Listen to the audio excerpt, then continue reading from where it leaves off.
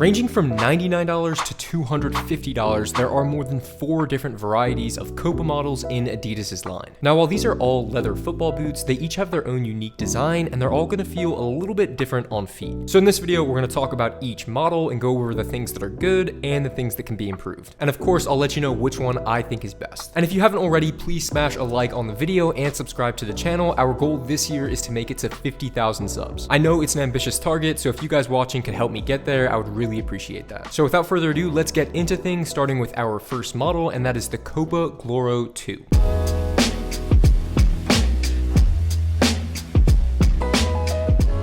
Now, the Copa Gloro 2 is by a considerable margin the most affordable Copa boot that you can get from Adidas. They have a full retail price of $99, but you can often find them on sale for even less than that. And I think the big appeal with the Gloro 2 is that you're getting a full calf leather football boot for under $100. And these days, with current prices, that's actually pretty rare. Now, the calf leather upper that's on the Gloro 2 is going to be a little bit thicker and not going to offer as much sensitivity as the thinner uppers that are on some of the alternatives. I wouldn't go as far to say that the Gloros are bulky in any way, but they definitely feel a little bit more padded. But one of my favorite things about the Gloro 2s is that they really deliver on this old school retro vibe, and in my opinion, they kind of look like the leather version of the Predator. And obviously, the big selling point in that direction is that the Gloros are going to have that same iconic fold-over tongue with the elasticated strap. So if you do like that iconic vibe that the Predator brings, but you don't want to spring $270 on the Predator Elite, or you just want a leather football boot that has that same style, then I think this is going to be a great option.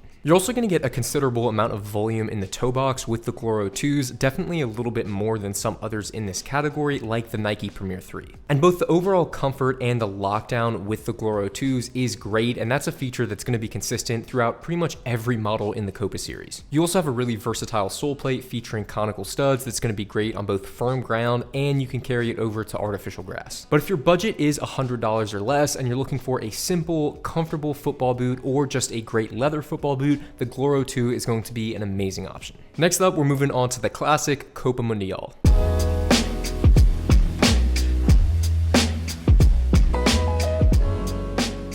Now, we've seen prices on certain football boot models increase a little bit year over year, and unfortunately, the Copa Mundial has been victim to that because on the Adidas website right now, the Mundials retail for a full price of $180. Now, while they have gotten a little bit more expensive in recent years, I'm happy to say that the quality has actually stayed really consistent. And to date, I believe that the Adidas Copa Mundial is the only football boot that Adidas still makes in Germany. And there are a few great things about the Copa Mundial, but I'll probably start with what I think is one of the biggest selling points, and that's going to be the overall durability. Because of all the boots on this list, I definitely use the Mundials the most, and after using these for well over 2 years in a wide variety of conditions, they are holding up extremely well with no tears in the uppers, and also surprisingly, no sole separation whatsoever. And also, another cool feature about the Copa Mundials is that they're also one of the only boots on this list where the upper is actually entirely leather. So there's no transition to any synthetic part throughout this boot.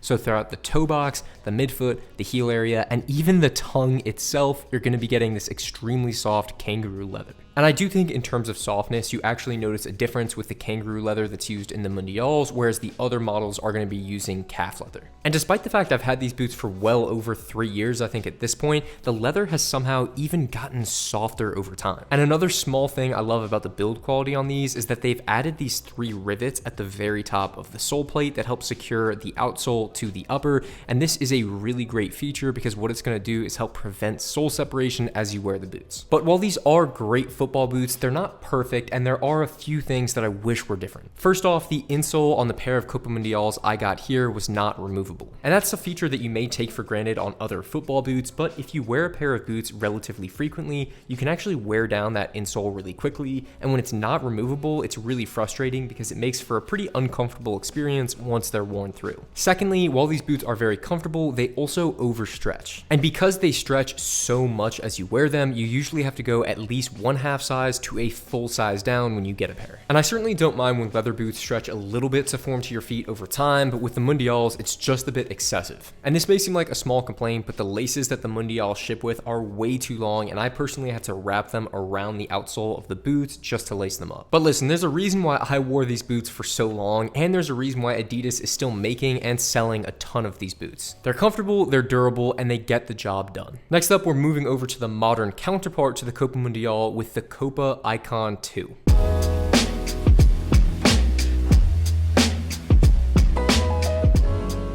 Now, while the Copa Icon 2 has the same retail price of $180 of the Copa Mundial, they are going to be very different football boots. First off, maybe what's most noticeable when you get them in your hands is that they are going to be over 100 grams lighter, with the size 10.5 coming in at around 220 grams compared to the 330 grams of the Copa Mundial. Now, instead of the full leather approach of the Copa Mundials, you're going to have a hybrid design with calf leather in the toe box and then a synthetic material running through the midfoot. Now, I was extremely impressed with the Icon 2s when I gave my full review, and one of the reasons is this calf leather in the toe box, while it's not kangaroo leather that's in the Mundial, it is extremely soft and plush, and the stitching feels really well done. And on top of that, while the front of the sole plate has somewhat of an average width to it, there is a ton of volume throughout this toe box, and for that reason, I would say that the Icon 2s are the best option for wide-footed players among any of the options on this list. And you're also not going to run into the same overstretching issues that you can encounter with the Mundials. Now, moving past the calf leather in the toe box, you're going to get to this synthetic area in the midfoot, and this is going to be a razor thin material that's going to give you a lot of sensitivity on the ball. Now, it's my understanding that Adidas took a lot of inspiration from Japanese boots when designing the Icon 2s, because if you look at the Mizuno Morelia as well as the Asics DS Lite X Fly 5, you can see that these boots have a very similar design aesthetic to the Icons. And let me just say, if you are planning on copying the design of any boots, these are definitely ones you would want to look at. You're also going to get amazing lockdown with the central lacing system of the Icon 2s, and even more if you want to use the added runner's loop lace hole that's at the top of the ankle. And Adidas have also added these nice padded inserts at the back of the heel, which are going to help reduce blisters and add to overall comfort. Moving over to the back of the boot, as far as sole plates and stud configurations go, this is probably going to be my favorite. Now, what Adidas is using here with the Icon 2s is the same sole plate they used with the AG version of the F50s. And mostly what you're going to have in the sole plate are conical studs in the heel and forefoot,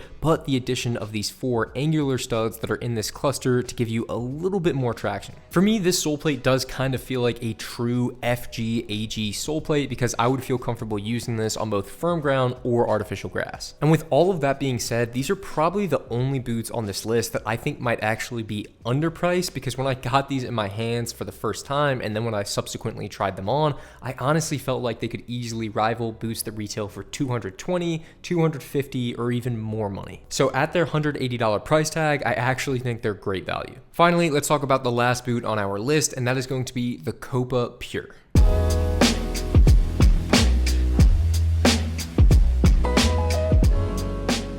Now, I tried on the Copa Pure 2 a little less than a year ago, and now Adidas are in the process of rolling out the Copa Pure 3. Now, while I'll be discussing the Copa Pure 2 here, Adidas have made a few adjustments to the Copa Pure 3, so I'll leave both linked in the description below. But ultimately, either version of the Copa Pure Elite is going to be retailing for $250. Now, that being said, you can occasionally find certain colorways on sale. But at that price tag of $250, these are going to be the most expensive Copa that Adidas sells. Now, on top of that, they are also going to be the lightest Copa that they sell as well. And ultimately, the impression that I got when I tried on the Copa Pure 2s for the first time is that Adidas is really trying to make these like a leather speed boot. And what I mean by that is that not only are the Copa Pures really lightweight, but they are also slim fitting all the way from the heel through the midfoot to the toe box. And the Copa Pures are also going to have this stretchy prime knit material running underneath the lacing system in the center of the boots that will give you even more of a snug fit. Now, a consequence of this is that when I tried on the Copa Pures, I felt that they were a little bit more narrow than other leather football boots on the market. So if you do have wider feet, I probably wouldn't recommend them. But on the flip side to that, if you are a player that really likes almost a vacuum seal-like fit to your football boots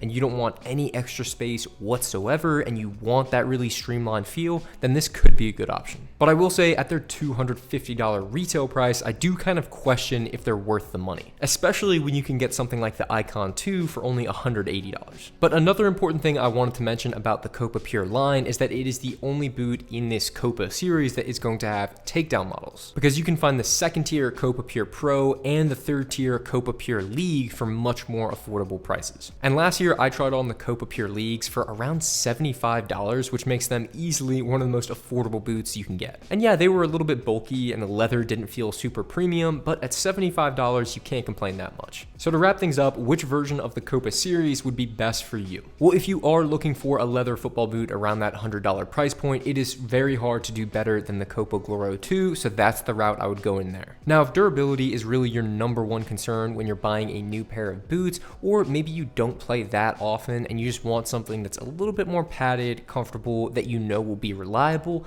honestly, the Copa Mundial is going to be a pretty good choice. But while I do love the retro style of the Copa Mundial, I think most players today will slightly prefer the fit, feel, and playability of the more modern Copa Icon 2. And for that reason, if you can justify that $180 price point, these would be my go-to. I think they're one of the best boots Adidas have made in a while. And guys, that is going to do it for this video. Let me know in the comments below if you've tried on any of these boots and which one of them is your favorite. Also, leave a like if you've made it this far. It really helps out the channel. Thank you guys so much for watching, and I will see you in the next video.